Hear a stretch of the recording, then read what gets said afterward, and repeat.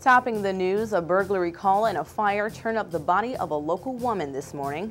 Police are offering a reward in an effort to solve the murder of a highly respected store owner in the community, and 3 men pled guilty in the 2009 robbery of a local bank. That's in today's crime report. Also, a new construct promising a new wave in education is likely to be complete before you know it. I'm Marie Torres. These stories and more coming up in your NewsBreak briefing.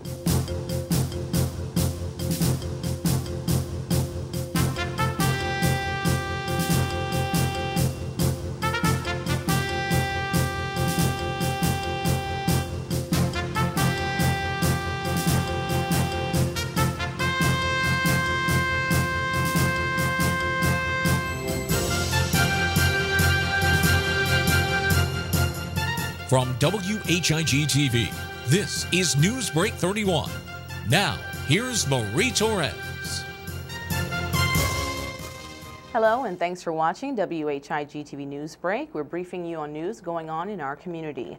First, breaking news: a burglary call and a fire turned up the body of a local woman this morning around 5:30 a.m. at a home on the 250 block of Dalton Road. Rocky Mount police responded to the call when they witnessed smoke coming from the home. As firefighters battled the flames, they say they came across the deceased female in one of the bedrooms. Fire officials say it's unclear whether the woman died before the fire or as a result of the blaze. This incident is currently under investigation, and we'll be bringing you the latest developments as we get them. In our crime report, police make an arrest in a domestic violence case days after a woman was allegedly assaulted by her ex-boyfriend, 40-year-old Ron Christopher Taylor. Police say he turned himself in last week. The victim alleged that Taylor arrived at her workplace at 120 Business Court and was physically assaulted. Taylor then allegedly forced her into his vehicle and drove her to a driveway near her workplace. She was able to escape and ran back to her work to call for help. Taylor is being held in the Nash County Jail without bond and on charges of second-degree kidnapping, attempted common law robbery, and assault on a female. 3 men pled guilty in the 2009 robbery of a local bank. According to Rocky Mount Police, Jonathan David Murray pled guilty to 1 count of conspiracy to commit bank robbery. He faces up to 5 years in federal prison. Douglas Jean Whitfield pled guilty to 1 count of bank robbery with force accompaniment. He faces 10 years to life in federal prison. And Basim Albert Hamad pled guilty to 1 count of armed bank robbery and 1 count of possession of a firearm by a convicted felon. Ahmad has 1 previous bank robbery conviction from 1990 and now faces life in federal prison. All 3 stood before a federal court judge in Raleigh, North Carolina earlier this month for their involvement in the robbery of the Freedom Federal Credit Union at the 2900 block of North Wesleyan Boulevard that occurred on April 17, 2009. They will face sentencing in June.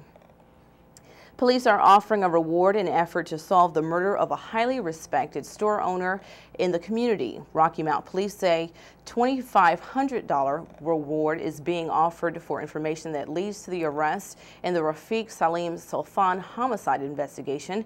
Sulfan, also known as Sammy to those in the community, was killed as he closed his store, Sammy's Food Mart, at the 1100 Old Wilson Road on March 8th.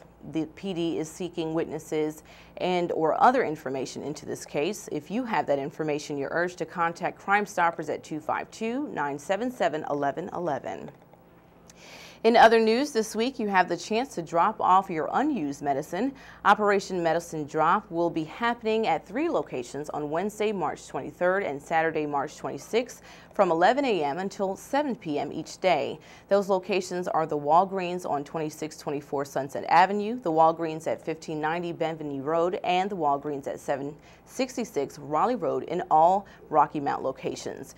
During this event, the public can safely dispose of their expired, unused prescription drugs or over-the-counter medications and keep them out of the wrong hands. Operation Medicine Drop cannot accept biohazard materials. When we return on today's NewsBreak briefing, it's a work in progress, but it's likely to be complete before you know it. We tour the construct of the new Rocky Mount High School. Don't go anywhere.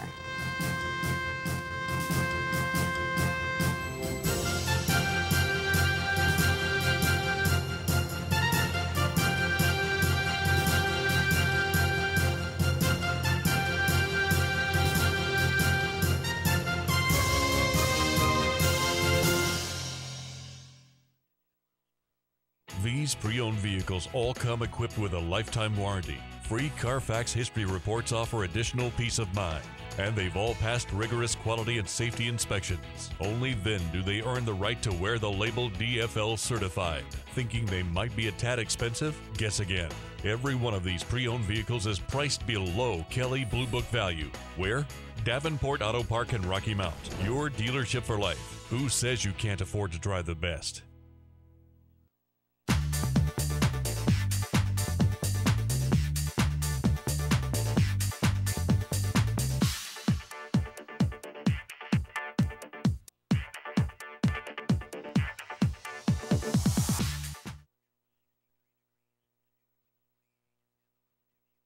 The Country Inn & Suites is your home away from home with a staff that always treats you as family.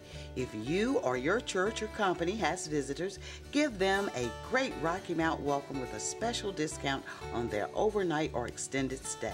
Not only is the Country Inn & Suites a comfortable place, we'll spoil them with fresh cookies and complimentary breakfast. We are filled with luxuries like an indoor pool, fitness center, and a guest laundry. The Business Center includes a boardroom, connection to high-speed internet, and catering for meetings is always available. Call me, Donna Chavis, at 252-442-0500 for a tour and or to set up your corporate rate. You're always welcome as family in the Country Inn & Suites, Rocky Mount.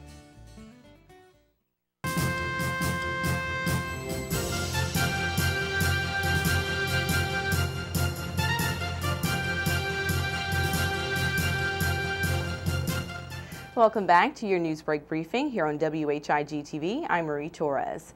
Those of you paying high taxes to surf the web may soon get a relief. The Cellular Telephone and Internet Association is joining over 100 congressional members and calling for a 5-year freeze for North Carolina wireless customers who pay over 14% in taxes and fees. A spokesman for the Wireless Tax Fairness Act, John Walls, says the act has bipartisan support and is a good first step. Currently, the state's cell service taxes are nearly double the rate for other taxable goods or services.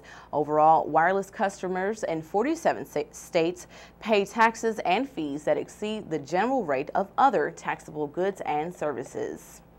And it's come a long way from its highly publicized groundbreaking and hopes to help local students be on the wave of the future. We recently took a tour of the new Rocky Mount High School with Mark Strickland, Special Assistant for Auxiliary Services of Nash Rocky Mount Schools, and the school system's Board of Education Vice Chair Evelyn Bullock. Here's what they had to say about the progress being made so far. Well, the latest is, you just walked through the building. We had a wonderful time. It's changed a lot since the last time you were out here. They are probably halfway through getting the brick on the building, on the exterior part of the building. As we saw today, they're applying the exterior insulation before the brick goes on. In the next few weeks, you'll see windows going in. That'll be pretty exciting. Most of the roof is on. A lot of the things interior to the building are really ahead of schedule. The duct work and some of the electrical stuff is really going fast, I'll say. Tell us about some of the technology, some of the different things that many other schools may not see in their own schools. Sure. I think that the one thing out here that is generating a lot of interest, not only in the state but also nationally, is that we are pursuing LEED Gold, which is a high level of energy efficiency. We're also doing it via geothermal heating. As I mentioned to you a few months ago, under the student parking out there are 375 wells dug into the ground, and that's how we're going to heat and cool the building. It's a closed loop system. You utilize the Earth's crust and the temperature there to both heat and cool. So that's pretty exciting. The school will be wireless. We'll have Wi-Fi points throughout the school. We'll have all the latest technology. We will have a new version of the interactive whiteboards. It doesn't use a separate board. It actually uses the marker board that's in the classroom, and just a host of other new and exciting things. All right. What about some of your your specialty rooms? I hear you have a great room for theater. We do. We have a black box, and it's called a black box because it's a black box. It's actually painted black inside. It's not a full auditorium, but it seats 250 or so, 275 on seats that retract up against the wall. So it's really a multi-purpose space. Rocky Mountain High has had a long history of having a great drama program. And so this will be an opportunity for them to get something that, although a little more intimate and quaint, it'll be brand new with all the latest technology. Tell us about the atrium. Okay, when you walk in the building, it's really neat. There's a big skylight out there, and it provides a lot of natural daylight. It's also would be a great place to host the prom or any other programs the school might want to have. All right, and Ms. Bullock, give us your impression. You were along with the walkthrough tour today. Tell us your impression of everything. I think everything is great. I'm so excited. I knew that this is something that we needed for our high school, but I never dreamed it would be as great as what we have now, and it's not even finished. And I love the part of the glass, the openness of the building, because now we can see who's coming in and who's leaving, and you can stand up on the top of the top floor and you can look out down into the atrium, or you can have vantage points and you can see everything that's going on in the hallways. And I think it's just marvelous. It is wonderful, and it's great for Rocky Mount. It should be a very secure building. You know, as we said, you literally have to come in and out of the front door because that's where everybody is going to be funneled in and out of. And I want to echo what Ms. Bullock said. I just think it's a neat addition to the city. As I said before, they've got the sports complex, Imperial Center, the Douglas blocks going on, and then this is just another jewel in the crown. It is wonderful. It really does look amazing. The $34 million school is set on a 60-acre lot. We will continue to bring the latest in the construction of this school. After the break, it's a look at sports and weather. Stay tuned.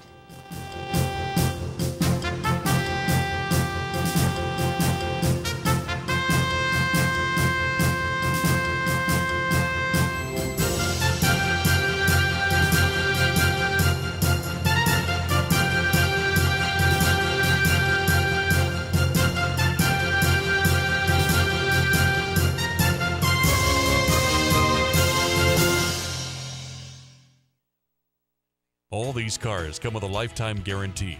Lifetime? That's a long time! But that's not all. They also come with free maintenance services for life and loaner cars too. Good grief! Where can you find protection like that? Davenport Auto Park in Rocky Mount. It's called Dealership for Life, and it comes on Buicks, GMCs, Hondas, and even pre-owned vehicles at Davenport. Used cars too? Davenport Auto Park in Rocky Mount. Your dealership for life. Drive the best.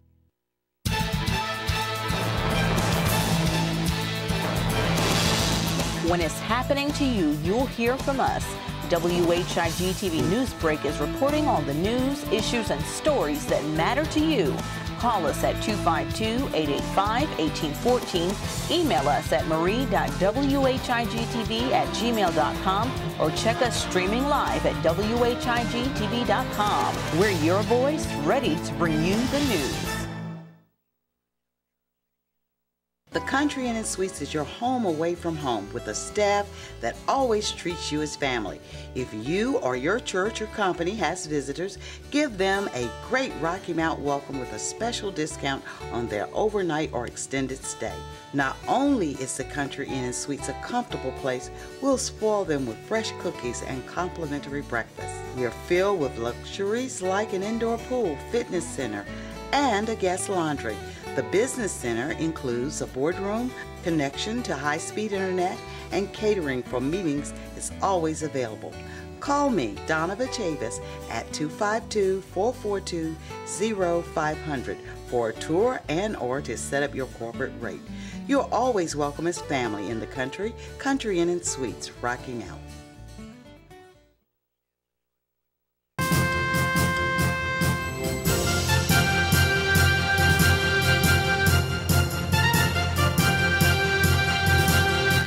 Thanks for staying with us. Now for a look at the days ahead in weather, here's WHIG-TV meteorologist Fred Holdsworth. Fred? Hello everyone. After a very nice weekend where I'm sure everyone got outside and enjoyed it, at least to some extent, we will continue that weather today as we go through Monday, and that temperature this afternoon will be up around 72 degrees for a high, and then as we go on through tonight, mid-50s, not cold at all, and tomorrow may bring us a slight chance of a shower tomorrow afternoon. Now we'll have a backdoor cold front dropping down from the north and bringing us a chance of a shower, not a real big chance, probably around 20%. And then as Tuesday night, we could still have that chance of a shower, still around 20%. And then Wednesday, we go back to a partly cloudy sky with a temperature in the low 80s. And then a strong cold front moves through from the west. This could bring us some strong shower and thunderstorm activity. Some of these thunderstorms could approach severe limits. We'll keep an eye on that for you. And then as Wednesday night rolls on along, we could pick up maybe a half an inch of rain, and then by Thursday it clears out and we go back into the mid-70s. Friday will be a bit cooler as we have a temperature in the upper 50s to maybe around 60. So we'll see how all that pans out. Let's take a look at our forecast map for this afternoon now and see what we can expect in the near future. High pressure will be moving off the coast, and this will allow a cold front to drop down from the north. You can see it stretching out from Illinois eastward through northern Pennsylvania to a low pressure system over lower Quebec right in here. And then severe thunderstorms are possible in a small area, mainly over extreme southeastern Ohio and much of West Virginia today. Then going farther to the west, a warm front stretching from low over Colorado, moving northward into some cooler air. This could set off some severe thunderstorms over Iowa, southeastern South Dakota, and eastern Nebraska. Then as we continue our look westward, rain over the northern Rockies right in here, and that changes to a mixture of rain and snow as you get into Canada, Alberta province, and then snow over much of the higher elevations of Nevada. Rain and thunderstorms will be prevalent along the California coast, and heavy snow is possible in parts of central Idaho. Well, let's look now at our forecast and see what we can expect. Today's high will be 72 with a sunny sky, south wind 10 to 15, gusting to 30 at times. Tonight, cloudy with a low of 54, west wind 10 to 15. Tuesday, partly cloudy, slight chance of an afternoon shower with a high of 79, west wind at 10 miles per hour. Tuesday night, mostly cloudy with a slight chance of showers, the low of 52, southeast wind at 6.